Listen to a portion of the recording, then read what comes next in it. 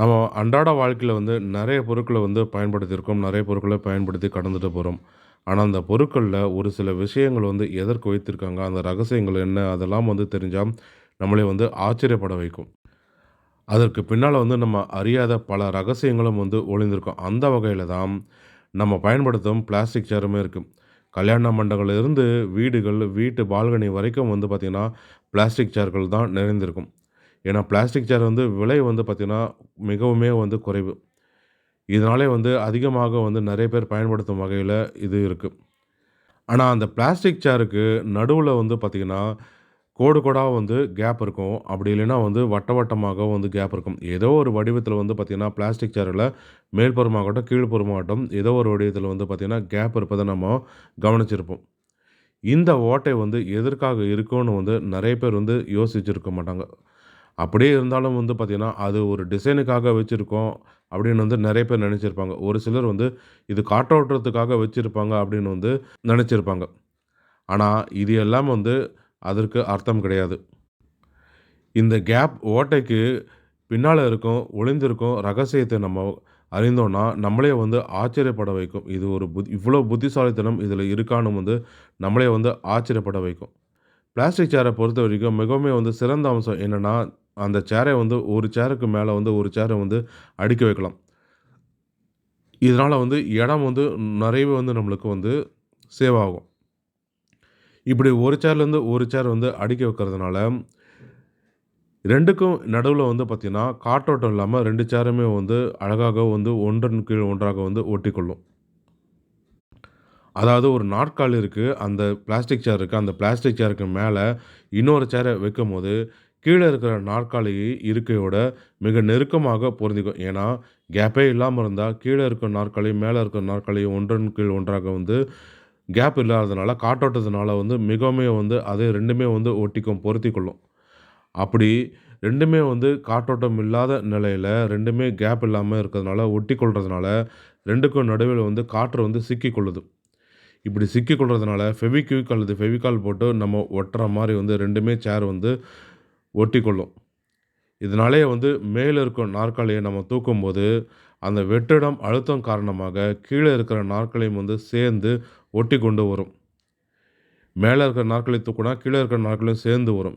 இப்படி இருப்பதை வந்து தவிர்ப்பதற்காக தான் அந்த ஓட்டை கேப்ப வந்து வடிவமைச்சிருக்காங்க. அந்த ஓட்டையின் வழியாக வந்து காற்று எளிதாக வெளியேறிவிடும்.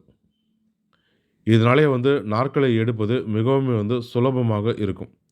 அடுத்த முறை நம்ம வந்து கல்யாண மண்டபத்துக்கோ அல்லது கடைகளுக்கோ போகும்போது, அங்க இருக்கும் ஊழியர்கள் சரசரன்னு நாற்காலிய வந்து எப்படி பிரிக்கிறாங்கன்றத வந்து நீங்களே வந்து கவனிக்க முடியும். கடைகள்லாம் வந்து போனீங்கன்னா, அதையும் நீங்களேவும் வந்து சோதித்து பார்க்கலாம். இந்த ஓட்டைக்குள்ள இவ்வளவு அருமையான புத்திசாலித்தனங்கள் நிறைந்திருக்கிறதான்றது நம்மளுக்கே வந்து ஆச்சரியம் பட வைக்குது. இதையெல்லாம் வந்து கேட்டா.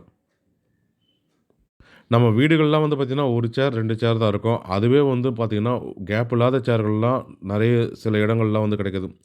அந்த சேர்கள்லாம் வந்து நெறைய வீடுகள்ல வாங்கி வச்சிருப்பீங்க. அந்த சேரை வந்து ஒரு சேர் பின்னாடி வந்து ஒரு சேரை வந்து நம்ம ஒரு சேர் மேல ஒரு சேர் வந்து போட்டு பார்த்தீங்கன்னா, உங்களுக்கே வந்து தெரியும். ஒரு 2 சேர் தான் வந்து போட்டிருப்பீங்க. அந்த 2 சேர் போடும்பொழுதே வந்து பார்த்தீங்கன்னா, மேல இருக்கிற சேர எடுக்கும்பொழுது, கீழ இருக்கிற சேரும் வந்து சேர்ந்து வரும். இதற்கு காரணம் வந்து காற்றோட்டம் இல்லாதனால, வெற்றிடம் இருக்கிறதுனால, அந்த காற்று ஒன்றோடு ஒன்று வந்து அப்படியே அழுத்திக் கொள்வதனால. வெற்றிடம் இல்லாதனால, அதில இருக்கிற காற்று அப்படியே வந்து ஒட்டிக்கொள்ளுது. இதே வந்து கேப் இருக்கும்பொழுது, அந்த ஒட்டிக்கொண்ட காற்று வந்து கேப் இருக்கிறதுனால, அந்த கேப் வழியாக வந்து வெளியேறிடும். இது வந்து பார்த்தீங்கன்னா, நம்ம வீடுகள்ல 1, 2 சேர் இருக்கும். சுலபமாக இது பண்ணிவிடும். ஆனா, மண்டபங்கள்லயோ, கல்யாண மண்டபங்கள்லயோ அல்லது கடைகள்லயோ வந்து பார்த்தீங்கன்னா, 40, 50 சேருக்கு மேல 10, 20 சேருக்கு மேல வந்து ஒரு சேருக்கு மேல ஒரு சேர் வந்து அடுக்கி வைப்பாங்க. அப்படி இருக்கும் பொழுது, அந்த சேரை எடுப்பது மிகவும் வந்து கடினமாகிடும். இதனால தான் இந்த ஓட்டை, கேப் எல்லாம் வந்து அமைத்திருக்காங்க. தற்பொழுது நம்மளுக்கு புரிஞ்சிருக்கும். எதற்காக வந்து சேர் மேற்புறத்திலயோ அல்லது அடிப்புறத்திலயோ வந்து கேப் அமைத்திருக்காங்க. அல்லது மேற்புறம், அடிப்புறம் 2 பக்கமே அமைத்திருப்பாங்க. ஒரு சில சேர்கள்லாம் வந்து பார்த்தீங்கன்னா, மேற்புறத்தில அமைச்சிருப்பாங்க. ஒரு சில சேர்கள்லாம் வந்து பார்த்தீங்கன்னா, கீழ்ப்புறத்தில மட்டும் அமைச்சிருப்பாங்க.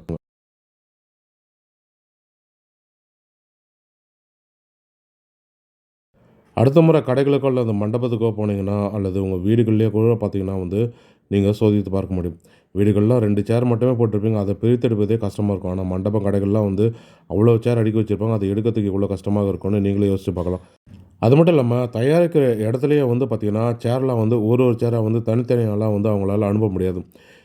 சேர தயாரித்ததுக்கப்புறம் வந்து எல்லா சேரையும் மொத்த சேரையுமே வந்து மொத்தமாக ஒரு சேர் மேல ஒரு சேரா வந்து அடுக்கி 100 சேர், 50 சேர் அது மாரி அடுக்கி தான் வந்து அவங்க தயாரிச்சு மற்ற இடங்களுக்கு அனுப்புவாங்க. இப்படி இருக்கும் நிலையில, அவங்க இறக்கும்பொழுது அ கஸ்டமருக்கு குடுக்கும்பொழுது பார்த்தீங்கன்னா, சேர பிரித்தெடுப்பது மிகவும் வந்து கஷ்டமாயிடும். அதுக்காக தான் இந்த கேப்பெல்லாம் வந்து அமைச்சிருக்காங்க.